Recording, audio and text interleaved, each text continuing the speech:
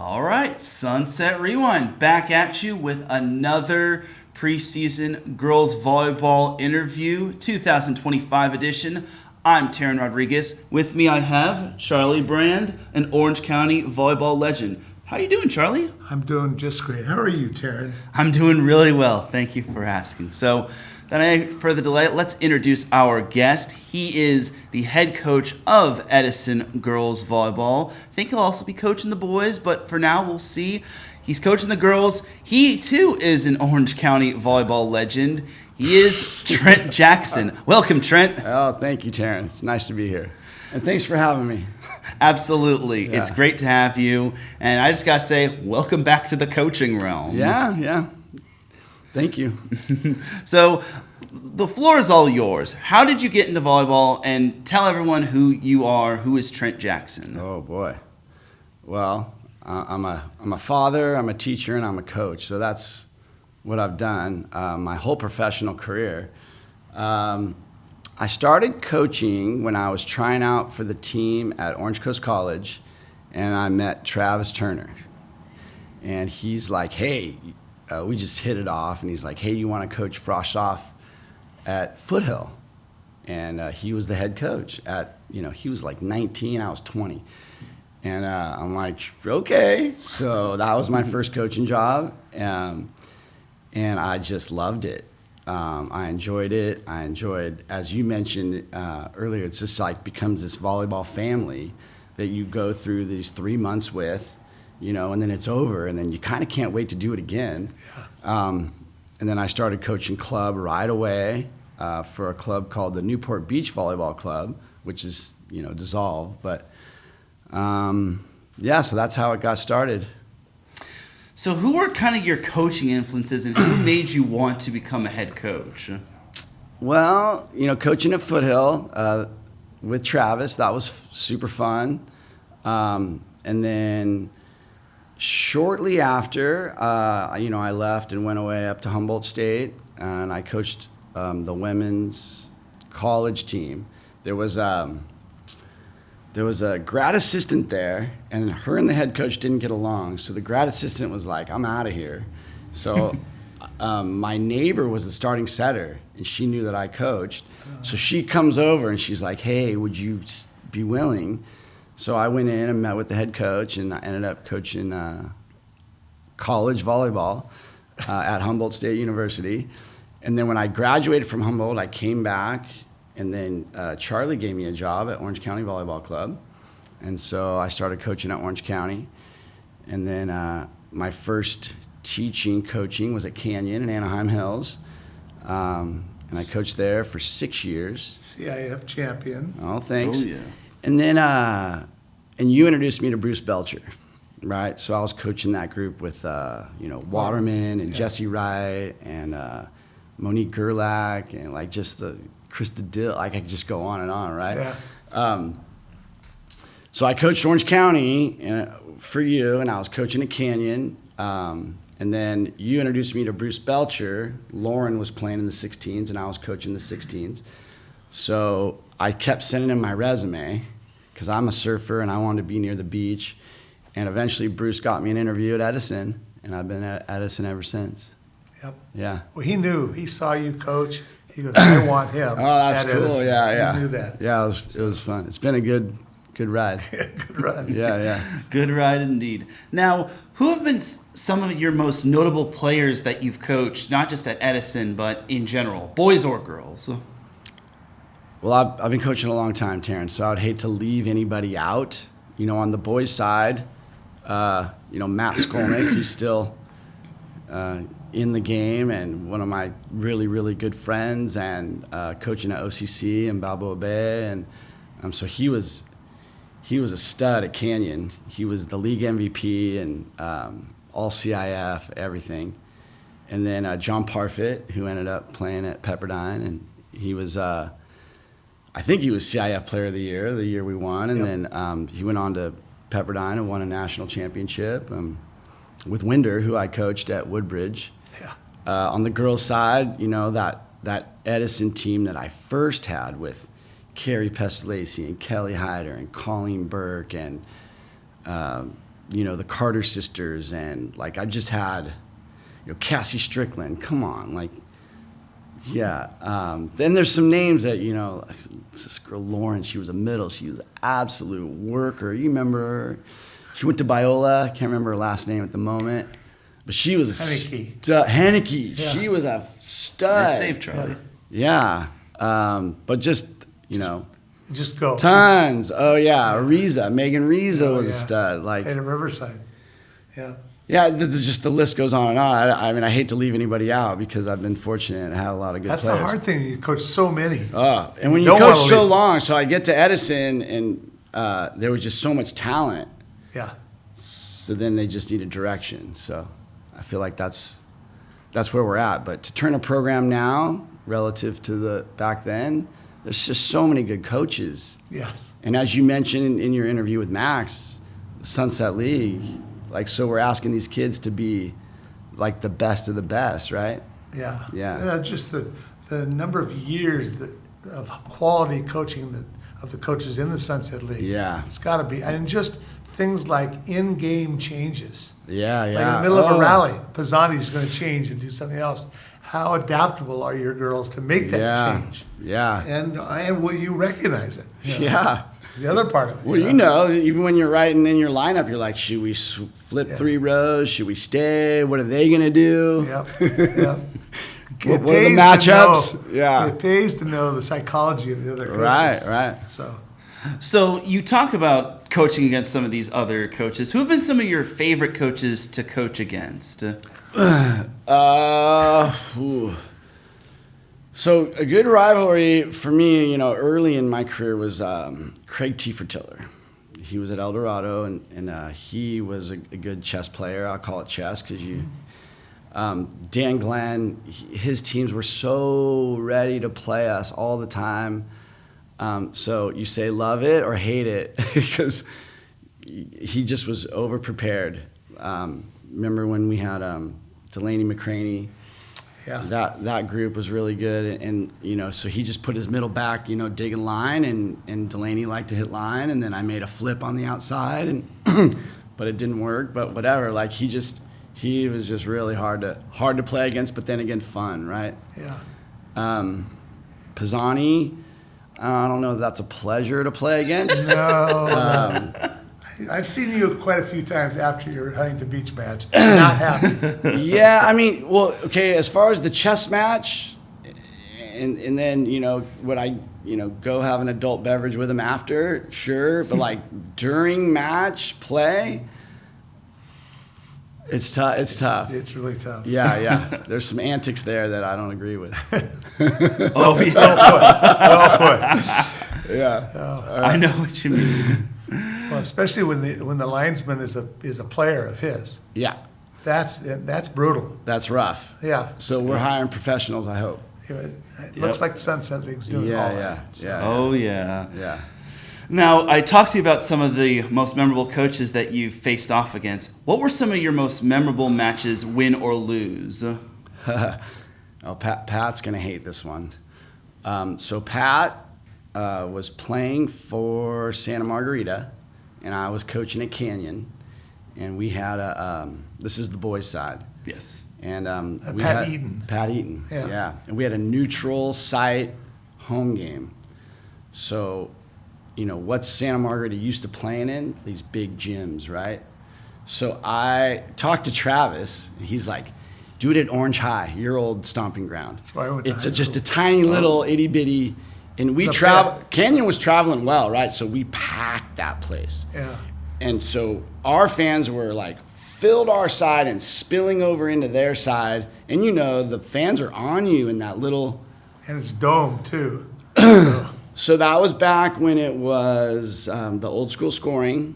That match was easily 3.5 hours. John Parfit had 72 kills. And we beat him 15-13 in the fifth. And all it was we won the flip. And so we sided out and scored the first point. And then we dug one ball in a rally to get up by 2, and then we just kept siding out. That's how you did it. And that was So part of it is just the flip. You got Yeah. lucky. Yeah. And then we just happened to dig a ball and score in transition. But every other play, the whole fifth game was a side out. I love it. Yeah. Those were, people always ask me, and I'm sure they ask you too, what did you think when rally scoring came in? Did you miss the old scoring, or did you really welcome it? Well, from someone that runs a tournament, like the Dave Mo's tournament, Right. rally score is awesome because it's a predictable timeline, right? Which is, why they did it. Yeah, you remember the old days, like teams would side out for 10 minutes, Well, your 3-hour match against There you go, Santa right? Margarita, yep. So I like it for the movement and the predictability of games and tournaments. I don't like it because you could, in the old days, be down 10-2 and you could come back and win if you could just get a rhythm and start siding out. It rewarded the perseverance to come from behind Yeah. and side out, Yeah, side yeah. out, side out. Yeah. Which was really, showed a lot of toughness. Yeah. So, Yeah. I feel the same way. Yeah. So, Yeah. So, the evolution of the game. Yep. Yeah.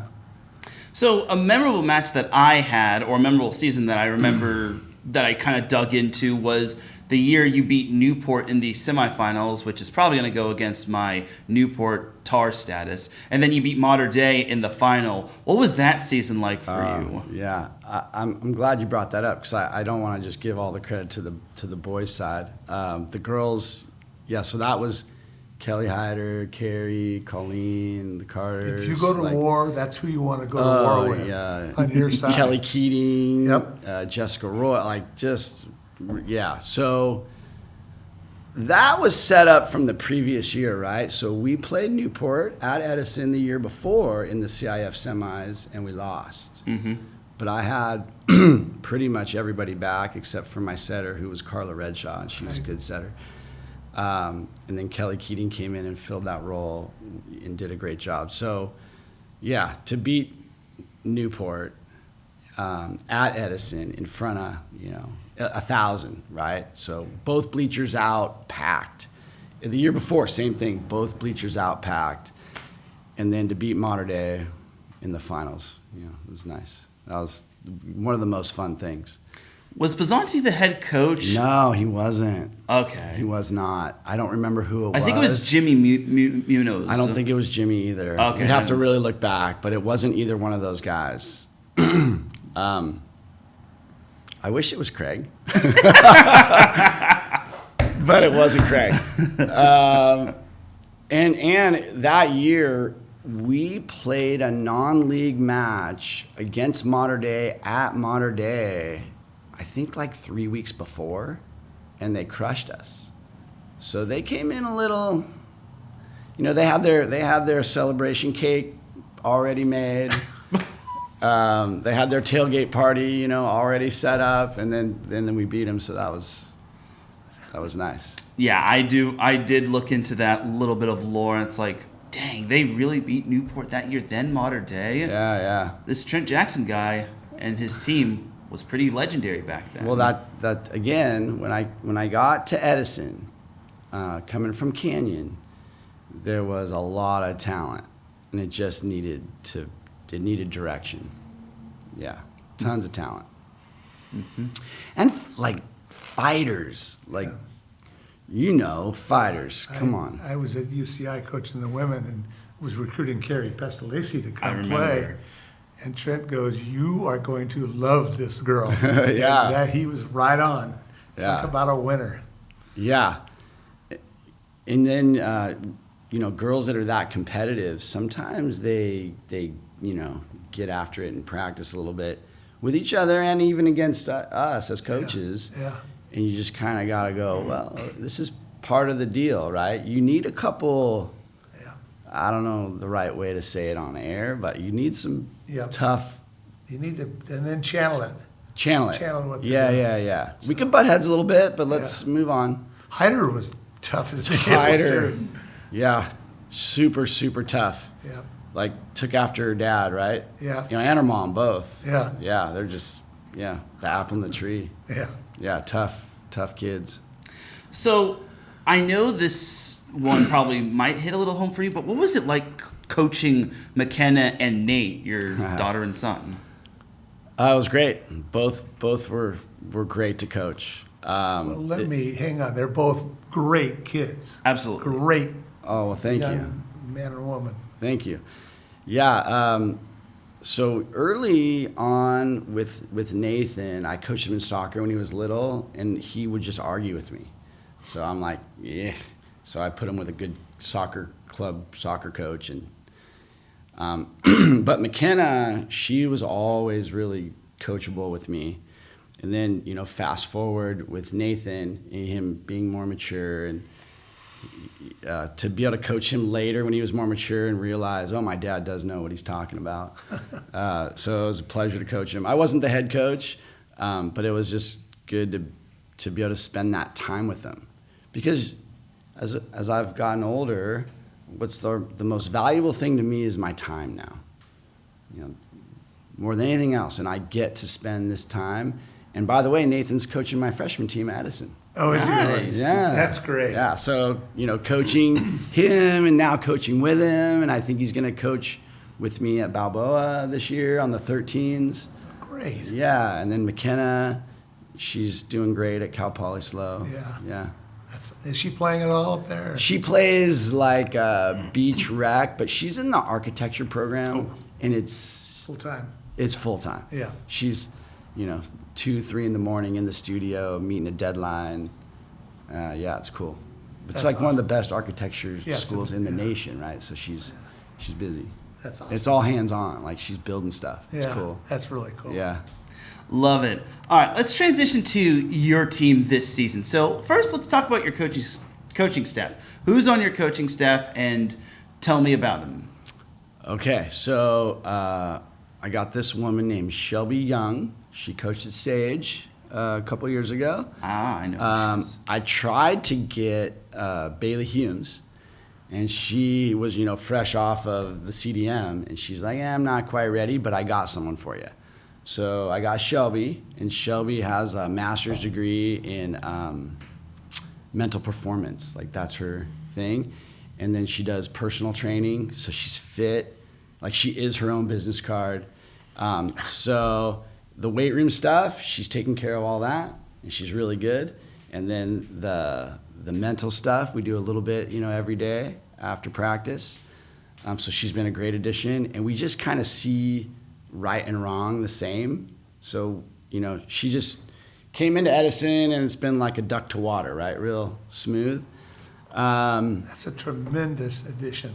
Oh, to have a female yes, that can do the weightlifting and do the mental. Right. Mental is really important. Yeah. And she was part of Sage Hill's boys staff that won, not last year, but the year before. Yeah, CIF champs. Yeah. And she, she's dealt with adversity. She's had at least 2, maybe 3 ACL tears and came back. Right. And that's not easy to do. No. So she's tough. Yeah.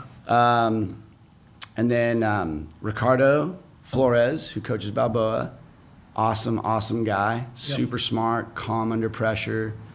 Matthew Campos, who's playing at Concordia last year, he coached with me at Balboa on the 14s group that I had. And so Travis just kind of put him with me, and then he's got a really good arm. You know how much he's got a great arm. Yeah. He's got, we're in Vegas at that Vegas tournament, and I'm old, so I'm just chilling in my room. And he's 20, and he's sitting next to me, hanging out, not going out, reading the Bible. I'm like, I'll hire this guy, coach with me at Edison. So all 4 of them are helping out with varsity, and then Nathan's been coming in early to help with varsity, and then his practice will start. And then a girl named Allie Bravada is helping Nathan with the frosh off. So we got 6 coaches. Matt Campos wants to be a Division I coach. Like, he's all in on volleyball. Ricardo, he probably would be a great high school head coach somewhere, So we'll see.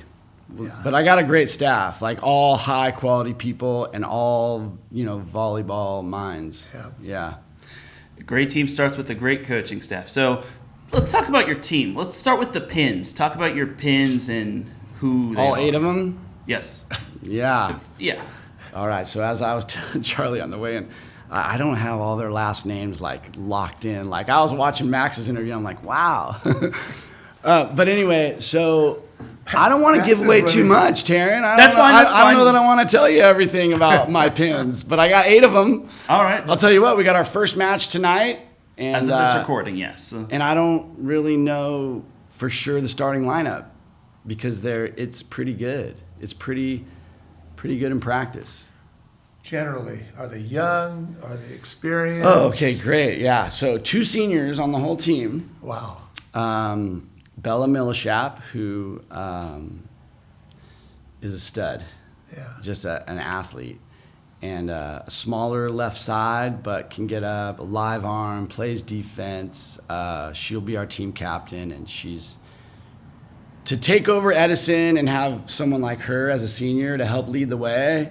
So it's great. You know, there's a pattern here. It seems like you're taking over at the right time. Like you know what's going on. Well, we'll see. I'm not going to say that I didn't. When I knew Eli was going to step down, I started to go watch matches.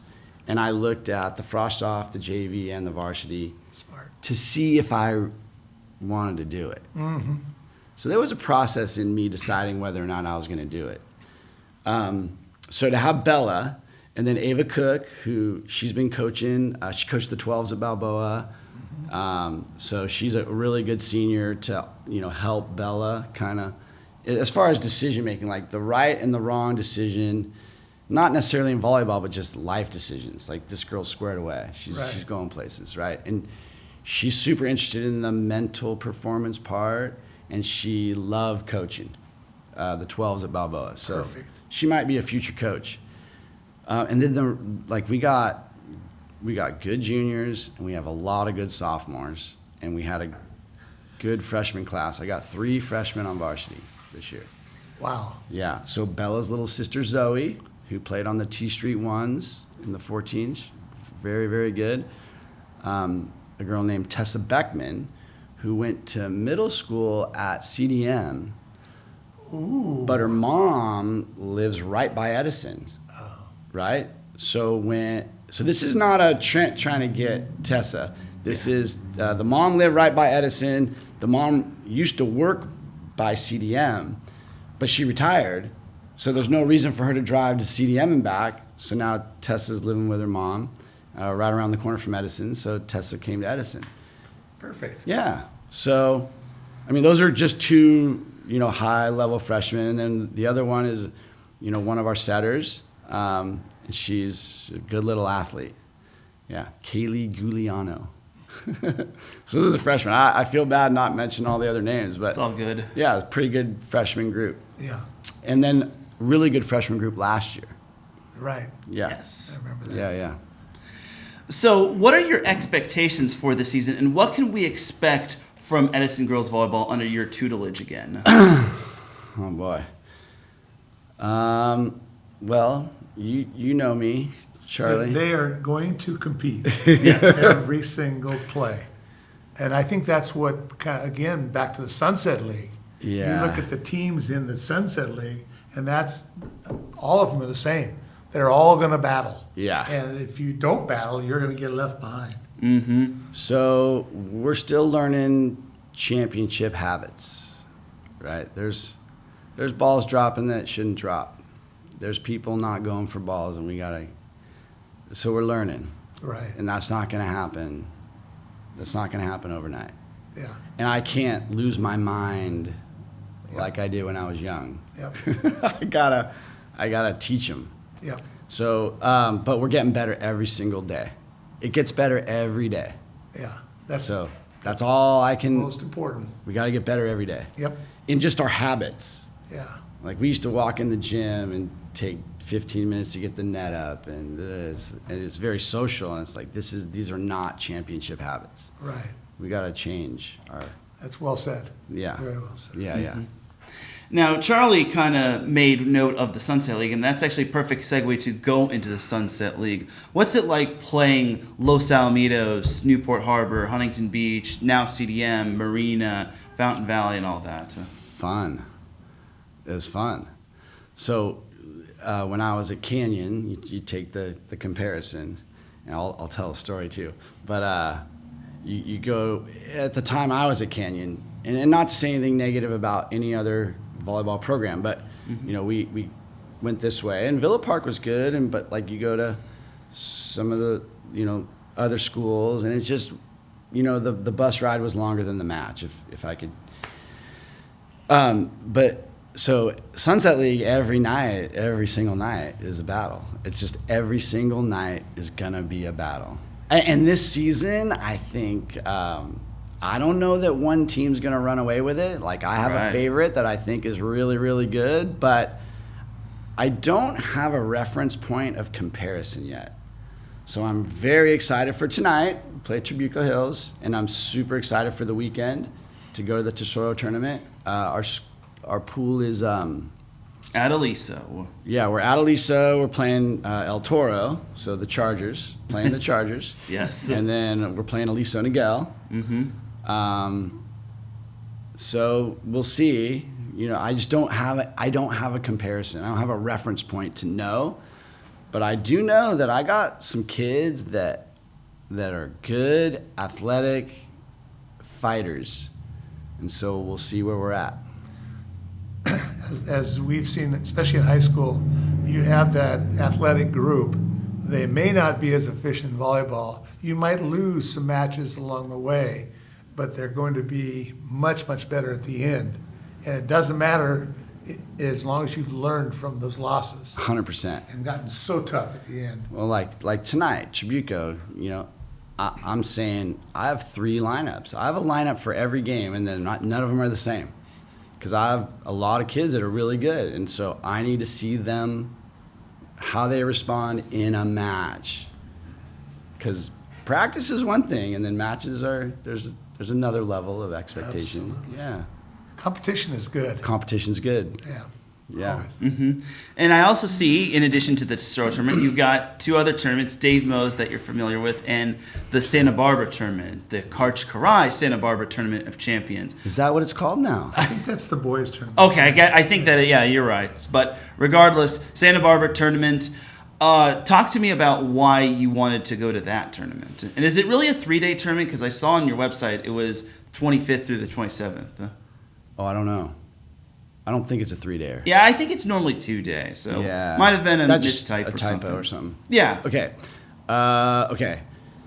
Dave Mo's first, so I'm running that. I'm not. Dave Mose was a famous coach Oh, at yeah. Edison for Please, years and go years. on, yeah. A mentor to so many of us, Danny Glenn and Rocky Yes. Chirelli and Oh, yeah. a lot of people. Yeah. And when he passed, that was our way of making a tribute to him. 100%. So when I ran that tournament for years, and then I stepped away, and now coming back, I'm trying to get it momentum again. So we've got 36 teams, 2 divisions of 18, but the frost off and the JV, you should see the field, right? Both 32 in each. wow. And we're talking, you know, Marymount and Cathedral Catholic and Mater Dei, Santa Margarita, San Clemente, Wow. Edison, Newport, all the Sunset League teams, right? Yeah. Like the old days. Like the old days. The lower level tournament is both Frostoff and JV loaded, Yeah. right? And then the varsity tournament, still loaded, but I want to rebuild that. So I've been reaching out, and like Mater Dei is not playing this year, but they're hey, we'll be back next year. Cathedral Catholic not this year, but I'm gonna say, hey, Mater Dei is coming. Like let's go. I reached out to Marymount. I'm like, hey, these teams are coming. So I'm trying to, and I've had great support. Like Pisani's like, let's rebuild that. What can I do to help? You know, Travis, what can I do to help? So bring that Mo's tournament back up to the prestige that it once had. As Yeah. a tribute to Dave Mose. Absolutely. Yeah. Mhm. Absolutely. A great one. Yeah, make it like a very like super competitive, like make it like so that teams will really want to come to it. Yeah, I got teams from Arizona, Utah. I got some teams coming. Corona so hopefully Centennial. We'll get, yes. They're probably the best kept secret in all of high school volleyball because they've got a pretty good team. Oh, yeah. And those inland, like Temecula Valley, like Yep. all those inland schools that Marietta Valley. Marietta Valley, they're coming and they're good. So Just you look at the club game, and you see teams from the inland, Yeah. Temecula, they're really good, really good. really athletic. And then now you just take it to their high school, Again, back in the day, you get to the playoffs at a beach school, and then your first round, you're going to the inland, and again, your bus ride's probably longer than your match. Nowadays, no. Like you go to the Inland Empire, and you've sent someone to videotape, you've scouted, you're gonna be in the trenches right away. Yep. Yeah. Real quick, that brings up a good thought. What do you think about scouting? Important? Not so 100%. important? 100%. Yeah. Yeah. It's nice Okay. to know what's coming at you. Right. Yeah, it's nice to be prepared, right? To know some tendencies, pick up a point here or there. Like I said earlier, when Canyon beat Santa Margarita, it was just a coin flip and a dig. Yep. That was the 2-point difference, right? Yep. So you're gonna win or lose some matches in the 5th set by 2. Yep. So if you've done your homework and you just get that one extra dig because you knew that in this situation this girl would tip short line or whatever it is that you've seen on a film, it helps. You gotta, again, we're asking these kids to be elite, and so we, as coaches, we gotta do our homework too to help them. Prepare them. Yeah. It's amazing. I see more and more coaches that are kind of like Phil Jackson.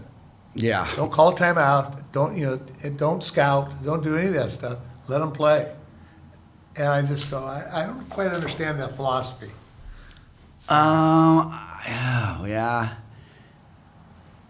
Of course, there's early in the season where you're down by 7 and you don't call timeout because you want to see them react. Right? Yeah. You're like, hey, figure it out. Let's see how this goes. Well, the guy Phil Jackson did pretty well. He with did it, really well. Yeah. And I've had, early season club teams where you're like, I'm not subbing and I'm not calling a timeout. Yep. You guys are figure it out. Yeah, let them learn. Yep. So there's, late in the season, someone goes on a 4-point run, 3-point run. Sometimes you're just like, we gotta Yep. hit the brakes here, Yep. talk it over. Yeah. Love it. Anything else you want to add, Charlie? Well, I'm just excited to watch Trent's team. Just talking to him, I feel this. I'm pulling for them because they sound like a great group of young ladies, first of all, and then I know they're going to be well coached. Oh, yeah. With Trent and his staff, Thank and you. they're in this Thank league, and they're going to get better and better. So every night it's going to be an adventure. Yeah, I'm really excited for the weekend. Well, tonight and then the weekend, right? Yeah. Just to see where we're at. Because I really don't know where we're at. Right. I don't. Yeah. But that's the beauty of the beginning, because championships are not won in August, they're won in November. That's the old saying. Absolutely. Well, listen, Trent, thank you so much for stopping by and letting us interview you. It was an absolute pleasure. Thank you to Charlie Brand for co-piloting this. You had some great insights as well. And thank you to James Krupe, Sam Bray, and the rest of our Sunset Rewind crew. Make sure to like, comment, and subscribe on our YouTube page. We would greatly appreciate it. Also, follow us on social media as well, X, TikTok, and Instagram at Sunset_Rewind. We will be back with another interview shortly. He is Charlie Brand, and he is Trent Jackson. I'm Taryn Rodriguez, and this is Sunset Rewind. Take care, and as always, God bless.